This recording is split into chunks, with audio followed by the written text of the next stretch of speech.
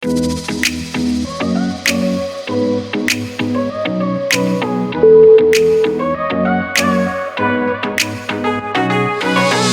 നമ്മുടെ കഴിഞ്ഞ ക്ലാസ്സിൽ കൊളിഗേറ്റീവ് പ്രോപ്പർട്ടീസ് ഡിസ്കസ് ചെയ്ത് വരികയാണ്. Okay, lowering of paper pressure, elevation boiling point, depression freezing point, ഇതൊക്കെ കൊളിഗേറ്റീവ് പ്രോപ്പർട്ടിയാണ് നമ്മൾ പ്രൂവ് ചെയ്ത്. അതിൻ്റെ ഗ്രാഫിക്കൽ റെപ്രസെൻറ്റേഷൻസ് വന്നു. കോൺസ്റ്റൻസിനെ കുറിച്ച് പഠിച്ചു. അതിൽ നിന്ന് മോളിക്കുലർ മാസ് ഡിറൈവ് ചെയ്യുന്നതിനുള്ള ഇക്വേഷൻസ് പഠിച്ചു, ഡിറൈവ് ചെയ്തു അല്ലേ, പ്രോബ്ലംസ് ചെയ്തു. പ്രോബ്ലംസ് കിട്ടുന്നതെല്ലാം ചെയ്ത് വെച്ചിരിക്കുകയാണല്ലോ. ഓക്കെ, അപ്പോൾ നമുക്ക് നാലാമത്തെ കൊളിഗേറ്റീവ് പ്രോപ്പർട്ടി ഏതാണത്? Osmotic pressure.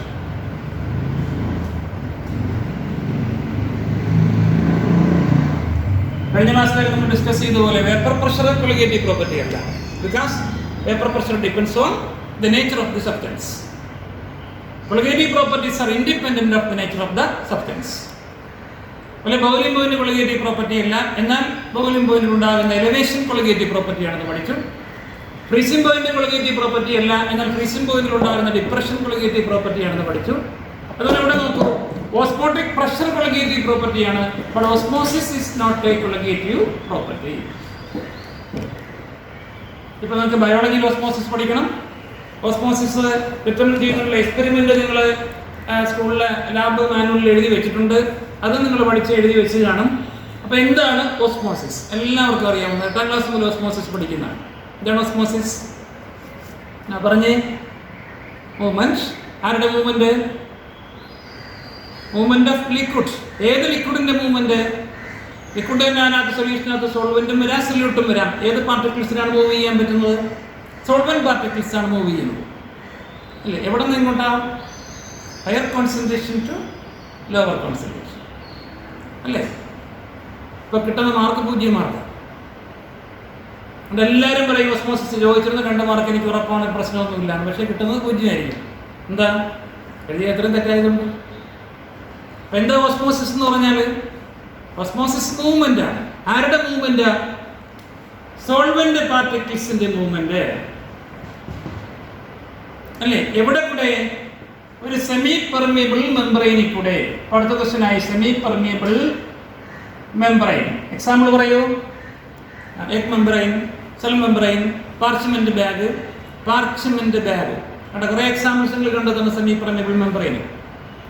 അപ്പോൾ സോൾവെന്റ് പാർട്ടിക്കിൾസ് ആണ് മൂവ് ചെയ്യുന്നത്. എവിടെ കൂടെ? സെമി പെർമിയബിൾ മെംബ്രെയിനിൽ കൂടെ. ഈ മെംബ്രെയിൻ ആരെ പെർമിറ്റ് ചെയ്യുള്ളൂ? സോൾവെന്റ് പാർട്ടിക്കിൾസിനെ മാത്രമേ പെർമിറ്റ് ചെയ്യുള്ളൂ. ആരെ പെർമിറ്റ് ചെയ്യില്ല? സൊല്യൂട്ടിനെ പെർമിറ്റ് ചെയ്യില്ല. അപ്പൊ സെമി പെർമിയബിൾ മെംബ്രെയിനിൽ കൂടെ സോൾവെന്റ് പാർട്ടിക്കിൾസ് മൂവ് ചെയ്യും. എവിടെ നിന്ന് എങ്ങോട്ട്? സോൾവെന്റ് കൂടുതലുള്ളിടത്ത് നിന്ന് സോൾവെന്റ് കുറവുള്ളിടത്തേക്ക്. നിങ്ങൾ പറഞ്ഞതോ ഹയർ കോൺസെൻട്രേഷൻ ഓഫ് സൊല്യൂഷൻ എന്നല്ലേ പറഞ്ഞത്? സൊല്യൂഷന് കോൺസെൻട്രേഷൻ കൂടുതലാണെങ്കിൽ അവിടെ സോൾവെന്റ് കുറവായിരിക്കും, സൊല്യൂട്ട് ആയിരിക്കും കൂടുതൽ. അപ്പൊ പറയുന്ന കാര്യങ്ങൾ ശ്രദ്ധിച്ച് വേണം പറയാനായിട്ട്. എവിടെയാണോ സോൾവെന്റ് കൂടുതൽ, ആ സോൾവെന്റ് കൂടുതലുള്ളിടത്തുനിന്ന് സോൾവെന്റ് കുറവുള്ളിടത്തേക്ക് എന്ന് പറഞ്ഞിരുന്നെങ്കിൽ മാർക്ക് കിട്ടിയേനെ, 1 മാർക്ക് തന്നേനെ. Movement of solvent particles through a semi permeable membrane from higher concentration of solvent to lower concentration of solvent, or from lower concentration of solution to higher concentration of solution without having the expenditure of energy. അവിടെ എന്തിന്റെ ചെലവൊന്നുമില്ല, എനർജിയുടെ യാതൊരു ചെലവും ഇല്ലാതെയാണ് ഈ movement സംഭവിക്കുന്നത്.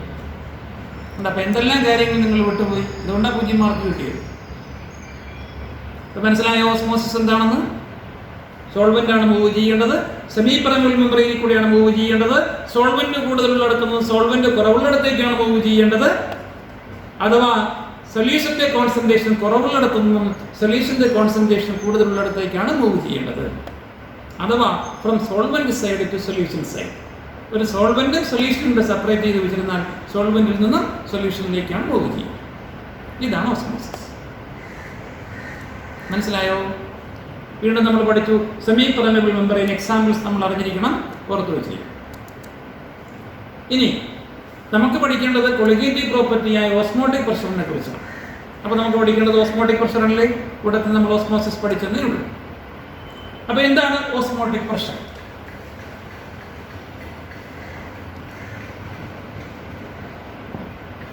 നിങ്ങൾ ആ വാതിലിലേക്ക് നോക്കൂ. വാതിൽ തുറന്നു വെച്ചിട്ടുണ്ട് അല്ലേ? വാതിലിൽ എയറുണ്ട്, അറ്റ്മോസ്ഫിയറിക് എയറുണ്ട്. ആ അറ്റ്മോസ്ഫിയറിക് എയറിൽ പ്രഷർ അവിടെ കൊടുക്കുന്നുണ്ട്. ഒരാൾ അവിടെ നിന്ന് ഇങ്ങോട്ട് പാഞ്ഞ് കയറി വരിക. കാരണം വാതിലിൽ ഉണ്ടായിരുന്ന അറ്റ്മോസ്ഫിയറിക് പ്രഷർ അയാളെ സംബന്ധിച്ച് ഒന്നുമല്ല, ആ പ്രഷറിനെ ഓവർടേക്ക് ചെയ്തുകൊണ്ട് ആളിഞ്ഞ് കയറി വന്നു അല്ലേ? അയാൾ ഇങ്ങോട്ട് കയറി വരാതിരിക്കണമെങ്കിൽ നമ്മൾ എന്ത് ചെയ്യണം? നമ്മളാണെങ്കിലും അവിടെ നിന്നിട്ട് അയാളെ അങ്ങോട്ട് പ്രിവെന്റ് ചെയ്യണം ആണല്ലോ. അപ്പോൾ ആൾറെഡി ആ വാതിലിൽ ഒരു പ്രഷറുണ്ട്, അത് അറ്റ്മോസ്ഫിയറിക് പ്രഷർ ആയിരുന്നു. ആ പ്രഷറിനെ ഓവർടേക്ക് ചെയ്തുകൊണ്ടാണ് ആളിങ്ങോട്ട് കയറി വന്നുകൊണ്ടിരുന്നത്. അപ്പോൾ അയാളുടെ ആ ആഗമനം തടയണമെങ്കിൽ നമ്മൾ ഇവിടെ നിന്നൊരു പ്രഷർ അങ്ങോട്ട് കൊടുക്കണം, ഈ സൈഡിൽ നിന്നൊരു പ്രഷർ അങ്ങോട്ട് കൊടുക്കണം. അപ്പോൾ അയാളുടെ പ്രഷറിനെ നമുക്ക് ഓവർടേക്ക് ചെയ്യാൻ പറ്റിയാൽ നമ്മൾ രണ്ടുപേരും അപ്ലൈ ചെയ്യുന്ന പ്രഷർ ബലം തുല്യമാണെങ്കിൽ അയാൾ അവിടെ നിൽക്കും, നമ്മൾ അവിടെ നിൽക്കും, അയാൾ ഇങ്ങോട്ട് കയറി വരിക. ഈ പ്രഷറിനെ വിളിക്കുന്ന പേരാണ് ഓസ്മോട്ടിക് പ്രഷർ. ഇത് സൊല്യൂഷൻ്റെ കേസിൽ ഒന്ന് ചിന്തിച്ച് നോക്കൂ. ഒരു സൈഡിൽ സോൾവെന്റ്, മറ്റേ സൈഡിൽ സൊല്യൂഷൻ. സോൾവെന്റ് സൊല്യൂഷന്റെ സൈഡിലേക്ക് ഇങ്ങനെ തള്ളി കയറിക്കൊണ്ടിരിക്കുക. അങ്ങനെ തള്ളി കയറാതിരിക്കണമെങ്കിൽ സൊല്യൂഷന്റെ സൈഡിൽ നിന്ന് സോൾവെന്റ് സൈഡിലേക്ക് നമ്മൾ കൊടുക്കേണ്ടി വരുന്ന അഡീഷണൽ പ്രഷറിനെ വിളിക്കുന്ന പേരാണ് ഓസ്മോട്ടിക് പ്രഷർ. അപ്പം അധികമായി നമ്മൾ കൊടുക്കേണ്ടി വരുന്ന പ്രഷറാണ്. ആൾറെഡി ആ വാതിലിൽ ഒരു പ്രഷർ ഉണ്ടായിരുന്നതുപോലെ ഇവിടെയും ആൾറെഡി ഒരു പ്രഷർ ഉണ്ട്. ആ പ്രഷറിനെ ഓവർടേക്ക് ചെയ്തുകൊണ്ടാണ് സോൾവെന്റ് ഇങ്ങോട്ട് കയറിക്കൊണ്ടിരുന്നത്. അപ്പൊ സോൾവെന്റിന്റെ ആ കയറൽ തടയാൻ വേണ്ടി നമ്മൾ കൊടുക്കേണ്ടി വരുന്ന അധിക പ്രഷറിനെ വിളിക്കുന്ന പേരാണ് ഓസ്മോട്ടിക് പ്രഷർ. ആ വാക്ക് പറയുമ്പോൾ തെറ്റിദ്ധാരണ വരാതിരിക്കാനാണ് ഞാൻ ആ ഉദാഹരണമൊക്കെ പറഞ്ഞു തന്നത്. The excess hydrostatic pressure. അപ്പോൾ ഓൾറെഡി അവിടെ ഒരു ഹൈഡ്രോസ്റ്റാറ്റിക് പ്രഷർ ഉണ്ടായിരുന്നു. അതിന് പുറമെ അപ്ലൈ ചെയ്യേണ്ടി വന്ന എക്സസ് ഹൈഡ്രോസ്റ്റാറ്റിക് പ്രഷറാണ് ഓൺ ദി സൊല്യൂഷൻ സൈഡ്. ഏത് സൈഡിൽ? സൊല്യൂഷന്റെ സൈഡിൽ അപ്ലൈ ചെയ്യേണ്ടി വന്ന അധിക പ്രഷറിനെ വിളിക്കുന്ന പേരാണ് osmotic pressure. Osmotic pressure is the excess hydrostatic pressure applied on the solution side to prevent osmosis. ഓസ്മോസിസിനെ പ്രിവെന്റ് ചെയ്യാൻ വേണ്ടി സൊല്യൂഷൻ സൈഡിൽ നിന്നും നമ്മൾ അധികമായി കൊടുക്കേണ്ടി വരുന്ന പ്രഷറിനെ വിളിക്കുന്ന പേരാണ് ഓസ്മോട്ടിക് പ്രഷർ. ഓസ്മോട്ടിക് പ്രഷർ കണ്ടുപിടിക്കുന്നുള്ള ഒരു എക്സ്പെരിമെന്റ് നിങ്ങളുടെ ബോട്ടണി ലാബ് മാനുവലിൽ നിങ്ങൾ എഴുതി വെച്ചിട്ടുണ്ട്. അതുപോലെ നിങ്ങൾ ഒന്ന് രണ്ട് മെത്തേഡുകൾ കൊണ്ട് അറിഞ്ഞിരിക്കുക. പുസ്തകത്തിൽ അതൊന്നുമില്ല. ബെർക്കിലി ആൻഡ് ഹാർട്ട്ലീസ് മെത്തേഡ് ഓർത്ത് വെച്ചിരിക്കുക. പലപ്പോഴും എൻട്രൻസിന് ചോദിച്ചിട്ടുള്ള ക്വസ്റ്റ്യനിൽ കണ്ടതാണ്. Berkeley and Hartley's method is an experimental method for the determination of osmotic pressure. Osmotic pressure determine ചെയ്യുന്നതിനുള്ള ഒരു എക്സ്പെരിമെന്റൽ മെത്തേഡാണ് ബെർക്കിലി ആൻഡ് ഹാർട്ട്ലീസ് മെത്തേഡ്. അടുത്തൊരു മെത്തേഡ് നിങ്ങൾ ലാബിൽ എഴുതി വെച്ചിട്ടുണ്ട്. ആ ബോട്ടണി പ്രാക്ടിക്കൽ ടെക്സ്റ്റ് നോക്കിയിട്ട് ആ മെത്തേഡിന്റെ പേരും ഇവിടെ എഴുതി വെക്കണം, ഞാൻ പറയുന്നില്ല. ഓക്കെ, ഇത്രയും മനസ്സിലായോ? ഓസ്മോസിസ് എന്താണ്? സെമി പെർമനന്റ് മെംബ്രെയിൻ എക്സാമ്പിൾ എന്താണ് ഓസ്മോട്ടിക് പ്രഷർ അല്ലേ? നിങ്ങളിത് കേട്ടിട്ടുണ്ടോ? എൻഡോസ്മോസിസ്, അതൊക്കെ അതിനകത്ത് ബോട്ടണിയിലുള്ള കാര്യങ്ങളാണ് സുവോളജിയിൽ. ആൻഡ് എക്സോസ്മോസിസ്, അകത്തോട്ട് ഓസ്മോസിസും പുറത്തോട്ട് ഓസ്മോസിസും. എന്താണ് എൻഡോസ്മോസിസ്? ആ സോൾവെന്റ് അകത്തേക്ക് പ്രവേശിക്കുകയാണെങ്കിൽ അതിനെ വിളിക്കുന്ന പേരാണ് എൻഡോസ്മോസിസ്. അത് പുറത്തോട്ട് പോവുകയാണെങ്കിൽ അതിനെ വിളിക്കുന്ന പേരാണ് എക്സോസ്മോസിസ്. ഇപ്പൊ സെല്ലിന് അകത്തേക്ക് വാട്ടർ മോളിക്യൂൾ സെന്റർ ചെയ്താൽ സെല്ല് സ്വെല്ല് ചെയ്ത് വരും. ആ സ്വെല്ല് ചെയ്ത് വരുന്ന ഫിനോമിനെ വിളിക്കുന്ന പേരാണ് എഡിമ. ഇത് വിളിക്കും എഡിമ. അതും ബയോളജിക്കൽ ടൈമാണ്, കെമിസ്ട്രിയിലില്ല. അതുപോലെ എക്സോസ്മോസിസ് സംഭവിച്ച് സെല്ലെല്ലാം കൂടെ ഷ്രിങ്ക് ചെയ്ത് വരും. ആ ഫിനോമിനെ വിളിക്കുന്ന പേരാണ് പ്ലാസ്മോളിസിസ്. ഇത് കെമിസ്ട്രിയിലില്ല എന്ന് പറഞ്ഞ് കെമിസ്ട്രി ക്വസ്റ്റ്യൻ ചോദിക്കില്ല എന്ന് വിചാരിക്കണ്ട. അപ്പൊ എൻഡോസ്മോസിസിന്റെ ഫലമായിട്ട് സെല്ല് സ്വെല്ല് ചെയ്ത് വരുന്ന പ്രോസസ്സിനെ വിളിക്കുന്ന പേരാണ് എഡിമ. അതുപോലെ എക്സോസ്മോസിസിന്റെ ഫലമായിട്ട് സെല്ല് ഷ്രിങ്ക് ചെയ്ത് വരുന്ന പ്രോസസ്സിനെ വിളിക്കുന്ന പേരാണ് പ്ലാസ്മോളിസിസ്. ഇനി നിങ്ങൾ ഇത് കേട്ടിട്ടുണ്ടായിരിക്കുമോ? Isotonic, hypotonic and hypertonic. Osmosis സംഭവിക്കണമെങ്കിൽ ഒന്നുകിൽ സോൾവെന്റ് സൊല്യൂഷനും കൂടെ സെപ്പറേറ്റ് ചെയ്ത് വെച്ചിരിക്കണം, അല്ലെങ്കിൽ കോൺസെൻട്രേഷനിൽ വ്യത്യാസമുള്ള രണ്ട് സൊല്യൂഷനുകളെ തമ്മിൽ എന്ത് ചെയ്ത് വെച്ചിരിക്കണം? സെപ്പറേറ്റ് ചെയ്ത് വെച്ചിരിക്കണം. അഥവാ ഇത്തിരി കൂടെ വ്യക്തമായി പറഞ്ഞാൽ ഓസ്മോട്ടിക് പ്രഷറിൽ വ്യത്യാസമുള്ള രണ്ട് സൊല്യൂഷനുകളെ തമ്മിൽ സെപ്പറേറ്റ് ചെയ്ത് വെച്ചാലേ എന്ത് സംഭവിക്കുള്ളൂ? ഓസ്മോസിസ് സംഭവിക്കുള്ളൂ. ഇനി ആദ്യം പറഞ്ഞു സോൾവെന്റ് സൊല്യൂഷനും കൂടെ സെപ്പറേറ്റ് ചെയ്യാം. രണ്ടാമത് പറഞ്ഞു കോൺസെൻട്രേഷനിൽ വ്യത്യാസമുള്ള രണ്ട് സൊല്യൂഷനുകളെ തമ്മിൽ സെപ്പറേറ്റ് ചെയ്യാൻ പറഞ്ഞു. അപ്പൊ ഞാൻ മൂന്നാമത് പറഞ്ഞത് ആ രണ്ട് ടൈമുകൾ മാറ്റിയിട്ട് ഞാൻ പറഞ്ഞു ഓസ്മോട്ടിക് പ്രഷറിൽ വ്യത്യാസമുള്ള രണ്ട് സൊല്യൂഷനുകളെ തമ്മിൽ സെപ്പറേറ്റ് ചെയ്ത് വെച്ചിരുന്നാലേ എന്ത് സംഭവിക്കുള്ളൂ? ഓസ്മോസിസ് സംഭവിക്കുള്ളൂ. രണ്ട് സൊല്യൂഷനുകൾക്ക് ഒരേ ഓസ്മോട്ടിക് പ്രഷർ ആണെങ്കിൽ അവരെ വിളിക്കുന്ന പേരാണ് ഐസോട്ടോണിക് സൊല്യൂഷൻ. രണ്ട് സൊല്യൂഷൻ ഇരിക്കുമ്പോൾ അതിൽ ആർക്കാണോ ഓസ്മോട്ടിക് പ്രഷർ കുറവ് അവരെ വിളിക്കുന്ന പേരാണ് ഹൈപ്പോട്ടോണിക് സൊല്യൂഷൻ. ഓസ്മോട്ടിക് പ്രഷർ കൂടിയ സൊല്യൂഷൻസിനെ വിളിക്കുന്ന പേരാണ് ഹൈപ്പർട്ടോണിക് സൊല്യൂഷൻ. അപ്പൊ ഐസോട്ടോണിക് ആണോ ഹൈപ്പോട്ടോണിക് ആണോ ഹൈപ്പർട്ടോണിക് ആണോ എന്ന് പറയണമെങ്കിൽ രണ്ട് സൊല്യൂഷനെങ്കിലും വേണം. രണ്ട് സൊല്യൂഷനുകൾക്ക് അഥവാ ഒരേ ഓസ്മോട്ടിക് പ്രഷറുള്ള സൊല്യൂഷനുകൾ വിളിക്കുന്ന പേരാണ് ഐസോട്ടോണിക് സൊല്യൂഷൻ. നിങ്ങൾക്ക് ഞാനൊരു ക്വസ്റ്റ്യൻ തരും. ബ്ലഡുമായി ഐസോട്ടോണിക് ആകാൻ നമ്മൾ എത്ര മോളാർ കോൺസെൻട്രേഷൻ ഉള്ള സോഡിയം ക്ലോറൈഡ് സൊല്യൂഷൻ എടുക്കേണ്ടി വരും? ബ്ലഡ് ഒരു സൊല്യൂഷൻ ആണല്ലോ. അപ്പൊ ബ്ലഡും സോഡിയം ക്ലോറൈഡും കൂടെ സെപ്പറേറ്റ് ചെയ്ത് വെച്ചിരുന്നാൽ ആ സോഡിയം ക്ലോറൈഡിന് എത്ര കോൺസെൻട്രേഷൻ വന്നാലാണ് ബ്ലഡുമായി ഐസോട്ടോണിക് ആകുന്നത് സാധാരണ പ്രഷറിൽ? ആ ക്വസ്റ്റിൻ്റെ ആൻസർ നിങ്ങൾ കണ്ടുപിടിച്ചെഴുതണം, കാരണം അത് എൻട്രൻസിൽ ചോദിച്ചു ചോദ്യമാണ്. അപ്പോൾ ഐസോട്ടോണിക് എന്നോ ഹൈപ്പർട്ടോണിക് എന്നോ ഹൈപ്പോട്ടോണിക് എന്നോ പറയണമെങ്കിൽ ഒന്നിലധികം സൊല്യൂഷൻസ് വേണം. രണ്ട് സൊല്യൂഷനുകൾക്ക് അഥവാ ഒരേ ഓസ്മോട്ടിക് പ്രഷറുള്ള സൊല്യൂഷനുകൾ വിളിക്കുന്ന പേരാണ് ഐസോട്ടോണിക് സൊല്യൂഷൻ. ഒരു സൊല്യൂഷനുമായി കമ്പയർ ചെയ്യുമ്പോൾ മറ്റേ സൊല്യൂഷന് ഓസ്മോട്ടിക് പ്രഷർ കുറവാണെങ്കിൽ കുറവുള്ളതിനെ ഹൈപ്പോട്ടോണിക് എന്നും കൂടുതലുള്ള സൊല്യൂഷൻ എന്നും വിളിക്കും, ഹൈപ്പോട്ടോണിക് സൊല്യൂഷൻസ് എന്നും വിളിക്കും. ഇത്രയും ടൈംസ് മനസ്സിലായോ? Osmosis, osmotic pressure, examples of semi-permeable membrane, experimental determination of osmotic pressure, then definition for osmotic pressure, then endosmosis, exosmosis, edema, plasmolysis, isotonic, hypertonic and hypotonic solutions. Okay. നമുക്ക് വേണ്ടത് osmotic pressure എന്താണെന്ന് prove ചെയ്യാൻ, colligative property ആണെന്ന് prove ചെയ്യൽ, അതിൽ നിന്ന് molecular mass കണ്ടുപിടിക്കുന്നതിനുള്ള ഇക്വേഷൻ്റെ റേഞ്ച് അതിനകത്തേക്ക് പോവാം. അത് പഠിക്കാൻ വേണ്ടിയിട്ട് നമുക്ക് പുതിയൊരു ഇക്വേഷൻ പഠിക്കും. That is called van Hoff. ഈ സയന്റിസ്റ്റിനെ ഒരിക്കലും മറക്കരുത്.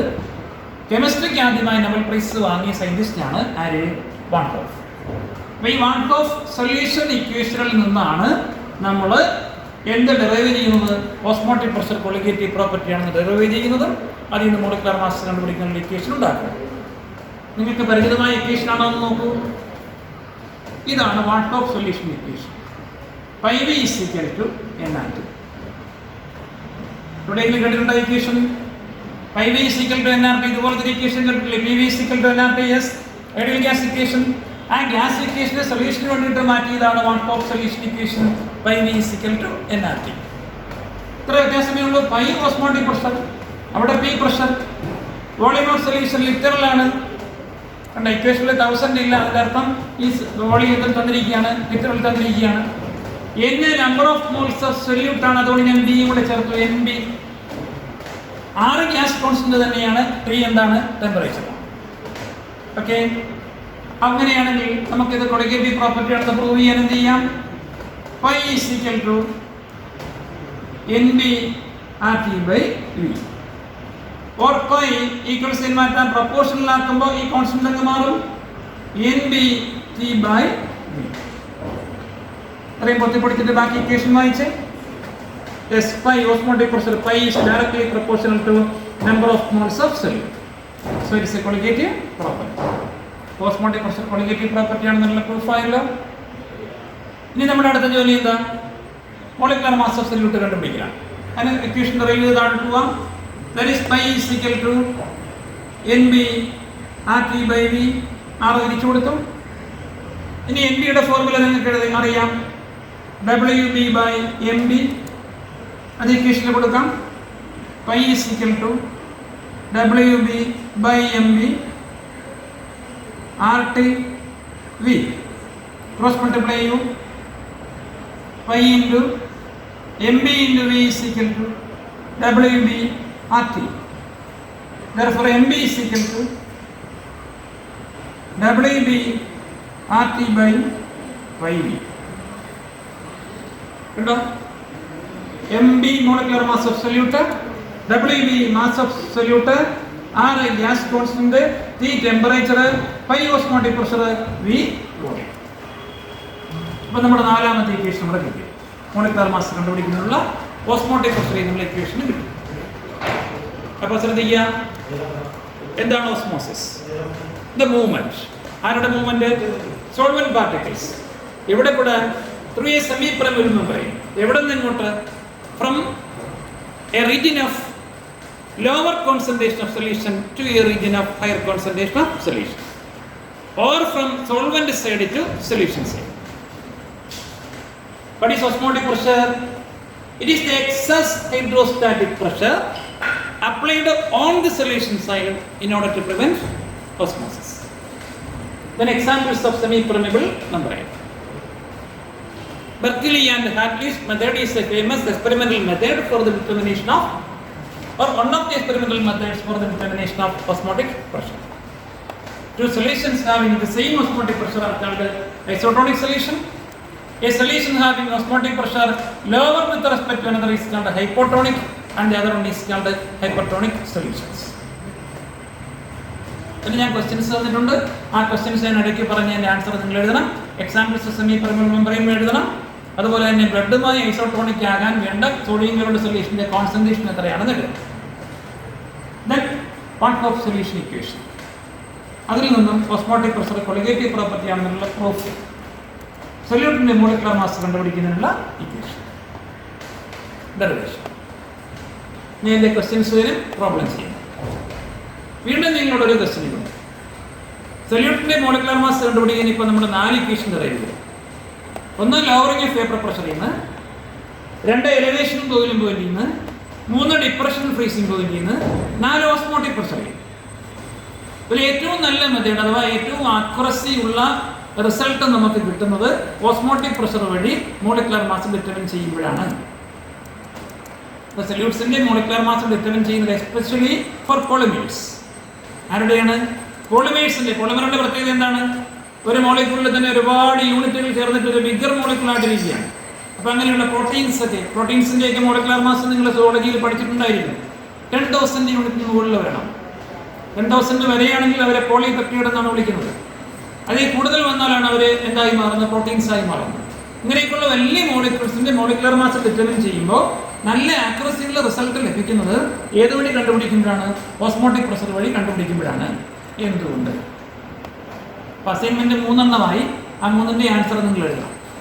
Okay. Semi permeable membrane example.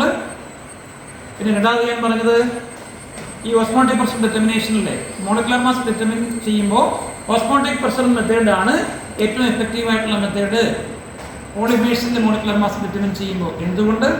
മൂന്നാമതൊരു ക്വസ്റ്റ്യൻ ഞാൻ ഇടയ്ക്ക് പറഞ്ഞിരുന്നു. ബ്ലഡ് ഒരു സൊല്യൂഷനാണ് അല്ലേ? ബ്ലഡുമായി ഐസോട്ടോണിക് ആയിരിക്കണമെങ്കിൽ നമ്മൾ ഉപയോഗിക്കേണ്ട സോഡിയം ക്ലോറൈഡ് സൊല്യൂഷന്റെ കോൺസെൻട്രേഷൻ എത്രയായിരിക്കും? ഇത് 3 നിങ്ങൾ കണ്ടുപിടിച്ചെടുക്കും. ഓക്കെ. ഇനി ഇതിൻ്റെ പ്രോബ്ലംസ് നിങ്ങൾക്ക് അങ്ങോട്ട് അയച്ചു തരും, അതും ചെയ്യും. ഒരു പോർഷൻ ഡിസ്കസ് ചെയ്തിട്ട് നമുക്ക് നടക്കാം. Okay. Abnormal molecular mass, abnormal molar mass. Okay. എങ്ങനെയാണ് നമുക്ക് മോളിക്കുലർ മാസ് കണ്ടുപിടിക്കാൻ പറ്റുക? Example sodium chloride. Molecular mass ഒന്ന് പറഞ്ഞ് എങ്ങനെ കണ്ടുപിടിക്കും? സോഡിയത്തിൻ്റെ 23, ക്ലോറിൻ്റെ 35.5, രണ്ടും കൂടെ കൂട്ടുന്നു 58.5 കിട്ടും. അതൊക്കെ കിട്ടണം. ഇങ്ങനെയാണല്ലോ നമ്മൾ മോളിക്കുലർ മാസ് കണ്ടുപിടിക്കുന്നത്. ഗ്ലൂക്കോസിൻ്റെ പറഞ്ഞ് C6H12O6 6 × 12 പ്ലസ് 12 × 1 പ്ലസ് 6 × 16 180 വരും ഗ്ലൂക്കോസിന്റെ molecular mass. Benzoic acid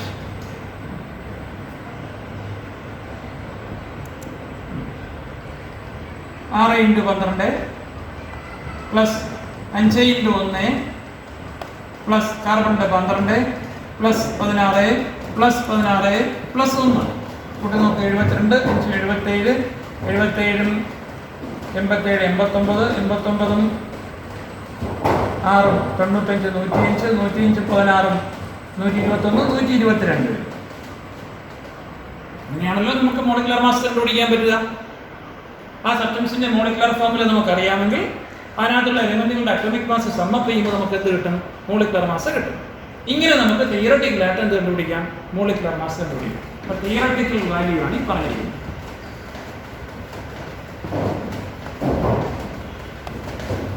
okay, ഇനി നമുക്ക് ഇപ്പൊ നമ്മൾ ഈ ചാപ്റ്ററിൽ പഠിച്ചത് എക്സ്പെരിമെന്റൽ ആയിട്ട് എങ്ങനെ മോളിക്കുലർ മാസ് കണ്ടുപിടിക്കാം. എക്സ്പെരിമെന്റൽ ആയിട്ട് മോളിക്കുലർ മാസ് കണ്ടുപിടിക്കുന്നത് 4 എക്സ്പെരിമെന്റ് നമ്മൾ പഠിച്ചു. 1 ലോവറിംഗ് ഓഫ് വേപ്പർ പ്രഷറിൽ നിന്ന്, 2 എലിവേഷൻ ബോയിലിംഗ് പോയിന്റിൽ നിന്ന്, 3 ഡിപ്രഷൻ ഫ്രീസിംഗ് പോയിന്റിൽ നിന്ന്, 4 ഓസ്മോട്ടിക് പ്രഷറിൽ നിന്ന്. ഇത് ഓരോന്നിനും മോളിക്കുലർ മാസ് കണ്ടുപിടിക്കുന്ന ഇക്വേഷൻ ഡെറൈവ് ചെയ്ത് വെച്ചു. ഡെറിവേഷൻ എപ്പോഴും നമുക്ക് ചെയ്യാൻ പറ്റുന്നത് ഇക്വേഷൻ ബൈഹാർട്ട് ചെയ്യാൻ ഞാൻ പറഞ്ഞിരുന്നു. ഓരോന്ന് വെച്ച് പറയൂ. ലോവറിംഗ് ഓഫ് വേപ്പർ പ്രഷർ വെച്ചാകുമ്പോൾ P0A into WB into MA divided by P0A minus PA into WA ഇതായിരുന്നല്ലോ. അടുത്ത എലിവേഷൻ ബോയിലിംഗ് പോയിന്റ് നാകുമ്പോൾ MB is equal to 1000 KB into WB divided by delta TB into WA. Depression freezing point നാകുമ്പോൾ 1000 KF into WB divided by delta TF into WA. Osmotic പ്രഷറിൽ നിന്നാകുമ്പോൾ നമ്മൾ ഇന്ന് പഠിച്ചത് WB RT by 5. ഇങ്ങനെയാണല്ലോ നമ്മൾ molecular mass determine ചെയ്യുന്നത് experimental ആയിട്ട്. ഇത് experimental determination of molecular mass. ഇത് theoretical determination of molecular mass. ചില കേസിൽ ഈ 2 വാല്യൂസ് തമ്മിൽ ഭയങ്കര വ്യത്യാസം വരും. അതാണ് അബ്നോർമൽ. സ്പെല്ലിംഗ് UP നിന്ന് എഴുതി കളയരുത്. നോർമലിന്റെ ഓപ്പോസിറ്റ് അബ്നോർമൽ. ഇപ്പൊ നോർമലി കിട്ടേണ്ട, തിയറട്ടിക്കലി കിട്ടേണ്ട വാല്യൂവിൽ നിന്നും വളരെ വ്യത്യസ്തമായ വാല്യൂകളായിരിക്കും നമ്മൾ എക്സ്പെരിമെന്റലായിട്ട് കണ്ടുപിടിക്കുമ്പോൾ ഈ മോളിക്കുലർ മാസ് കിട്ടുന്നത്. അത് എന്തുകൊണ്ടാണ് നമുക്ക് ഡിസ്കസ് ചെയ്യാം. ഓക്കെ, അത് നമുക്ക് അടുത്ത ക്ലാസ്സിൽ ഡിസ്കസ് ചെയ്യാം. അപ്പോൾ ഇപ്പോൾ തന്നിരിക്കുന്ന ഓസ്മോട്ടിക് പ്രഷറുമായി ബന്ധപ്പെട്ട പ്രോബ്ലംസ് കൂടെ നിങ്ങൾ ചെയ്ത് അവസാനിപ്പിക്കുക. മറ്റു നമുക്ക് ഡീറ്റെയിൽഡായിട്ട് നെക്സ്റ്റ് ക്ലാസ്സിൽ ഡിസ്കസ് ചെയ്യാം. ഓക്കെ.